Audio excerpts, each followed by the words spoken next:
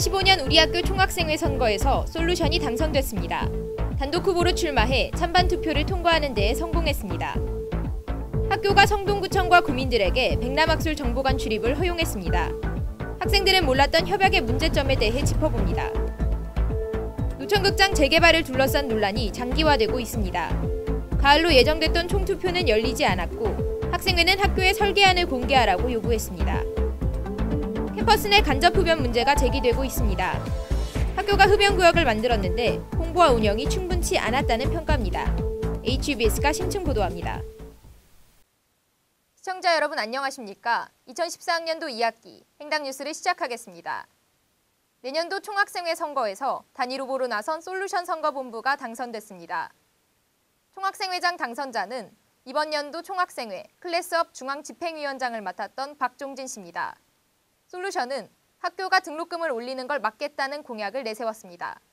첫 소식 장우정 기자가 보도합니다. 지난 25일과 26일 이틀에 걸쳐 총학생회와 단과대 학생회 투표가 이루어졌습니다.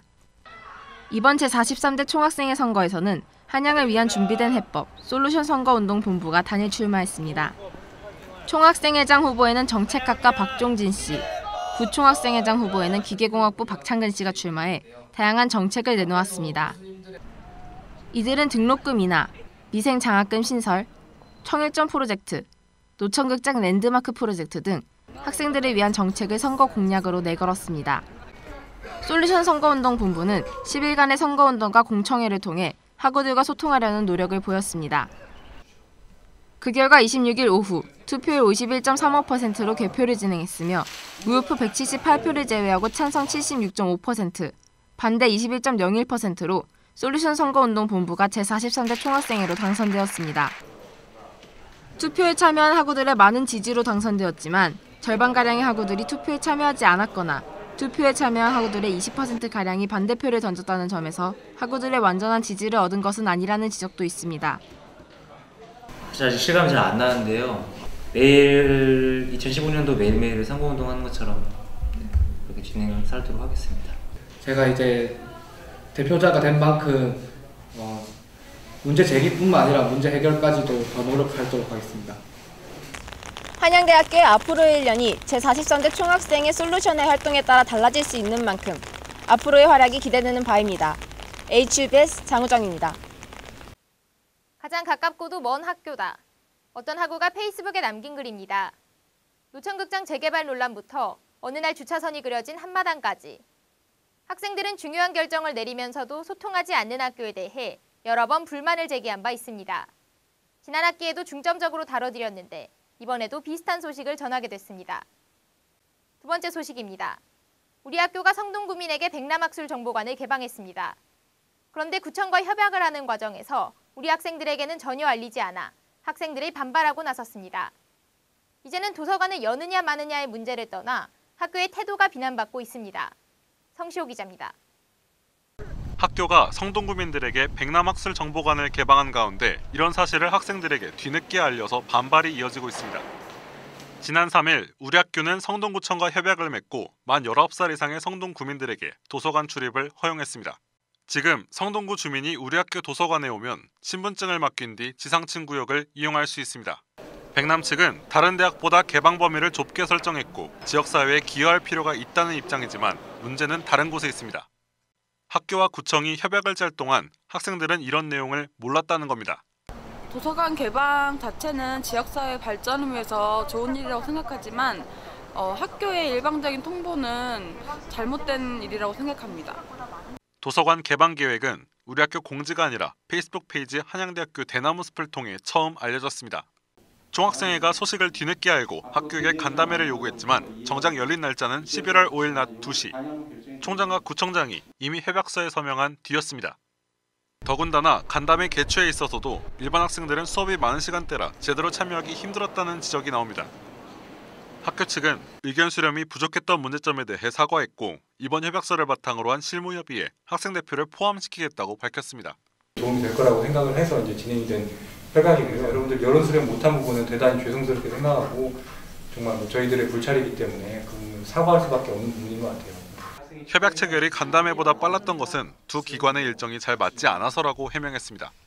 총학생회는 협약에 대해서 원점에서 다시 학내 구성원들과 토론되고 그에 준하게 정보를 공개하는 등의 소통 태도가 좀 큰 문제였던 것 같아서 학생들과 제대로 소통하지 않는 학교의 태도가 문제를 키웠습니다. 앞으로의 실무협의에서 학교가 학생들의 의사를 제대로 반영할지 주목됩니다. HBS 성시호입니다. 노천극장은 언제, 어떻게 개발될까요? 지난 봄 우리 학교는 외부 기업과 재개발 협약을 맺었다가 총학이 들고 일어나면서 설계안이 나오면 다시 논의를 하자며 물러난 바 있습니다. 그런데 이번에는 그 설계안 공개가 늦어지고 있다는 소식입니다. 심영은 기자가 알아봤습니다. 중간고사가 막 끝난 가을의 교정. 어느덧 2학기의 절반이 넘게 지나간 캠퍼스 곳곳과 총학생회 페이스북에 학교 본부는 학생들과의 약속을 지켜야 한다는 대자보가 눈에 띄입니다. 이 대자보는 1학기 연기된 노천극장의 개발에 관련돼 있습니다. 지난 1월 본교는 CJENM 공연사업 부분 및 KDB 인프라와 공동사업 추진 업무 협력 협약을 체결한 바 있습니다. 이 협약에 따라 향후 현 노천극장과 주변 부지의 지하를 개발해 1,700석 규모의 문화공연장, 학교시설 및 지하주차장 등을 조성할 것으로 알려졌습니다. 개강 후 이는 총학생회와 학생들의 큰 반발을 샀고 결국 노천극장 개발 찬반 투표를 2학기로 잠정 연기하였습니다. 그러나 최근 총학생회 클래스업은 학교로부터 캠퍼스의 발전 계획을 명확하게 발전시켜서 추후에 설명회 형식으로 학생들에게 공개하겠다는 기획처의 입장을 전달받았다고 합니다. 많은 학생들의 우려를 자아냈던 노천극장 개발을 학생들의 의견이 주체가 아닌 학교의 계획으로 진행하겠다를 표한 것입니다. 일단은 원래 이제 얘기하던 바로는 9월에 처음 이제 초안 계획 정도가 나올 것 같다 이렇게 얘기를 했었기 때문에 그 정도의 진척 사항이 좀 있을 것으로 판단하고 1학기 초에 약속을 했던 내용들을 어긴 것이 아니냐, 그 약속을 제대로 이행을 해달라는 내용으로 이 대자보를 준비를 하게 되었습니다. 그렇다면 학교 측의 의견은 어떨까? 지난주 학생회에 전달된 기획처의 입장은 이렇습니다. 2013년 12월 서울 캠퍼스 개발과 관련하여 MOU를 체결한 바 있으나 그 이상의 진전된 사항이 아직까지 없었다고 합니다. 또 향후 캠퍼스 개발과 관련해 진행되는 사항에는 학생들의 의견을 수렴하겠다고 밝혔습니다. 이에 관련해 학생들의 의견은 다양합니다. 학생들이 이용할 권리를 충분히 보장하고 기존 학생들의 자치권을 해치지만 않는다면 너무 부정적으로 받아들일 필요는 없을 것 같습니다. 뜨거운 논란의 중심에 서 있는 노천극장 개발 계획과 그 과정, 9월의 찬반 투표 및 발전 계획에 대한 자세한 사항을 공개하겠다는 원래 입장과는 달라 아직도 노천극장의 향후 모습은 알 수 없게 됐습니다. 학교 생활과도 바로 연결되는 중요한 사항인 만큼 학생들의 의견을 들어보고 신중하게 결정되어야만 합니다. 총학생회 대자보에 침묵으로 일관한 학교의 소극적인 반응보다는 발전 계획을 보다 투명하게 밝혀 학생들의 의견에 집중하길 바랍니다. 지금까지 HBS 심영현이었습니다. 우리 학교에서 간접 흡연은 오래된 문제입니다.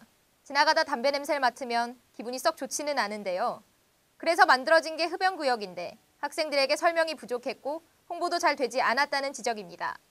이강준 기자가 현장에 다녀왔습니다. 학교 안에는 강의를 듣기 위해 분주하게 움직이는 학우들로 가득합니다. 미래자동차 연구센터와 대학원 건물 공사로 인해 통행로가 좁아져 많은 학우들이 간접 흡연 때문에 괴로움을 호소하고 있습니다. 등교할 때 힘들게 뛰어 올라왔는데 담배 냄새 맞으면서 수업에 들어갈 때도 있고 그런 적이 많아요. 가장 많은 학생들이 접하는 커뮤니티, 한양대학교 대나무숲에도 간접 흡연에 대한 불만이 터져나오고 있는 가운데 저희 HBS는 한양대학교 학우들의 흡연 실태에 대해 설문조사를 진행했습니다. 정확한 흡연 구역이 어딘지 알고 계십니까? 라는 질문에 46%의 학우들이 알고 있다고 답변했습니다. 반면 학교 측의 흡연 구역에 대한 홍보가 충분히 이루어지고 있다고 생각하십니까? 라는 질문에는 단 6%만이 예라고 답변했습니다. 또한 흡연 구역이 어딘지 알고 있다는 46%의 학우들에게 어떻게 흡연 구역의 위치를 알게 되었냐고 묻자 대부분 학우들이 한양대학교 대나무숲이라는 페이스북을 통해 우연히 알게 되었다고 답변했습니다. 즉 학교 측의 홍보로 흡연 구역에 대해 알게 된 것이 아니라 우연히 혹은 학생들 스스로 운영하는 SNS를 통해 알게 된 것입니다. 기본적으로 이제 좀 어느 정도 인식은 된 것 같은데 이거를 이제 지킨다는 게 사실 굉장히 어려운 문제죠. 그래서 이제 우리가 사람이 직접 다니면서 계속 활동을 하는 거에 좀 주력을 할 생각이에요. 실제 한양대학교 홍보팀에서 페이스북에 게재한 흡연구역 홍보글을 찾아봤습니다. 홍보 자료에는 전체 캠퍼스에서 흡연구역을 그림으로 표시하거나 표로 정리한 것이 있었습니다. 사회과학관의 경우 흡연구역이 중앙보일러실 화단 옆, 가장 많은 간접 흡연이 이루어지는 제1공학관의 경우 쓰레기 집화장 좌측 끝이라고 명시되어 있습니다. 한양대 학우들이 직관적으로 위치를 알아내기엔 너무나 애매한 설명입니다. 앞서 언급한 홍보팀의 자료를 보여주면서 한양대학교 사회과학관에서 주로 수업을 듣는 학우에게 사회대 흡연구역을 찾아달라고 부탁해보았습니다. 이 학우는 15분을 헤매고 나서야 찾을 수 있었습니다. 경제금융관 앞의 흡연구역의 경우 위치는 찾기가 쉬우나 흡연구역의 범위가 명확하지 않습니다. 저는 지금 경제금융관 앞 흡연구역에 나와 있습니다. 하지만 흡연구역에서 이렇게 몇 걸음만 들어가 보면 금연이라는 표지판이 붙어있는 벤치가 있습니다. 하지만 교내 흡연자 학우들의 의식도 문제가 없는 것은 아닙니다. 흡연구역의 위치를 알면서 근처 건물 현관에서 흡연을 하는 학우도 많았습니다. 지정된 흡연구역으로 가서 흡연을 해달라고 부탁하는 미화원분들이나 경비원분들에게 욕설을 포함한 폭언을 일삼는 학우도 있었습니다. 우리 학교가 금연사업을 실시한 지 약 2개월이 지났습니다. 금연사업을 담당하는 부서는 학생처, 보건소, 그리고 관제팀인데 이 세 부서 모두 각자 다른 방식의 홍보활동을 진행하거나 혹은 홍보활동에 아예 소극적인 부서도 있었습니다. 정확한 업무 분담을 통해 효율적인 흡연구역 홍보와 이를 관리할 수 있는 시스템 구축, 그리고 비흡연자 학우들을 배려하고자 하는 흡연자들의 의식도 필요한 때입니다. HBS 이강준입니다. 전국 사립대 총장들이 2015년 이후 등록금 책정을 자율적으로 하게 해달라는 성명을 냈고 우리 학교 총장도 이에 동참했습니다. 한국사립대 총장협의회는 지난달 7일 총회를 열고 등록금 인하 여력이 한계에 달했다며 정부의 규제 완화와 지원을 요청했습니다. 대학의 재정 환경이 나빠졌다고 주장했으며 2015년 등록금 인상을 시사하는 것으로 보입니다. 국가장학금이 신설되었음에도 체감적인 등록금 부담이 여전한 가운데 대학들이 학생들에게 추가적인 부담을 줄 것이 우려됩니다. 올해 총 여학생회 선거는 출마한 후보자가 없어 무산됐습니다. 우리 학교는 내년 3월에 보궐선거를 진행할 예정이며 이때에도 등록된 후보자가 없다면 총 여학생회가 사라집니다. 에리카 캠퍼스에서도 후보자 등록이 없었고 학생권익위원회로의 개편이 논의되고 있다고 한대신문이 보도했습니다. 경희대, 서울시립대 등 상당수 대학들이 총 여학생회를 폐지하는 가운데 우리 학교에서도 관련 논의가 필요해 보입니다. 남서울대학교 총학선거에서 한 선거본부가 우리 학교 사자 얼굴 캐릭터 마크를 표절했다 논란이 되자 사과했습니다. 해당 마크는 페이스북 한양대 에리카 대나무 숲을 통해 처음 알려졌으며 글자로 사자를 표현한 점과 전체적인 형상이 비슷하다고 지적됐습니다. 문제가 된 남서울대학교 총학선보는 사건이 알려진 지 하루 만에 에리카 대나무 숲을 통해 담당자가 글을 올려 사과했습니다. 우리 학교 사자 캐릭터 마크는 지난 2011년 에리카 캠퍼스 학생 김윤식 씨가 처음 고안해 정식 로고로 채택된 바 있습니다.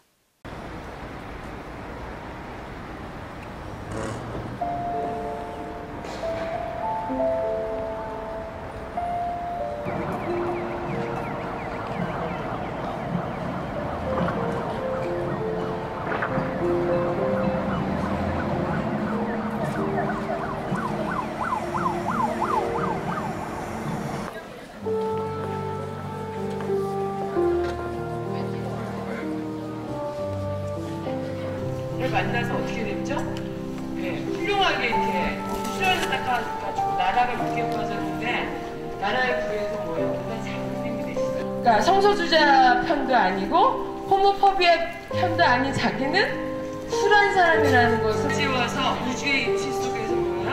영문의 영장으로 지었으니까 귀하다. 그러니까 이런 식으로 쓸 때 인간을 존중하다는 거야. 그러니까 옛날 사람이라는 말이 왜 나한테는 쓸 수 없는지 나한테 제대로 설명해달라는 요구하고 싸웠죠. 그 역사가 쌓여서 오늘날 우리가 쓰는 이게 어려운 거거든요. 그 사람들이 합의하는 거 신의 이름으로 어떠냐 내 맘에는 안 들지만 봐줄게 이런 게 그러니까 말뿐에 그치고 구체적인 행동을 안 할 것이기 때문에 정말 지키자는 약속을